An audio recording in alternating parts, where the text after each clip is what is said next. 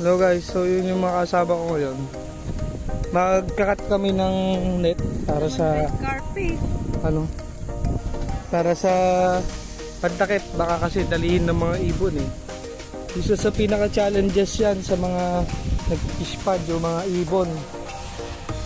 Yan, mapapansin nyo guys ay napakasipag ng mga natin mga trabaho sa gobyerno.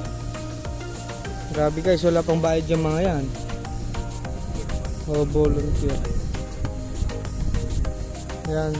Nakikita nyo ulit yung mga isda natin sumasalubong na agad sila. Akala nila may pasalubong na. Wala pa pala. Pero mabilis silang lumaki kapag talaga nalalagay sila sa mas malaking containment o mga container. Katulad nyan, galing sila sa aquarium, nilipat sa hapa.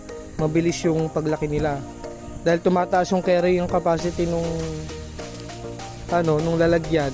At nakakapag-grow sila ng hindi naiipit. So parang lang din, mga alaga na mga livestock.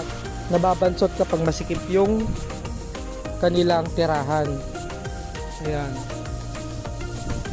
Ito nyo guys, napakasigla napakasisigla guys. Ayan, so anong oras pa lang pero sobrang init na. Grabe.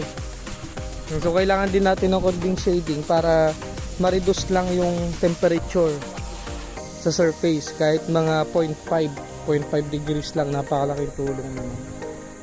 Ayan, so bye, follow and subscribe.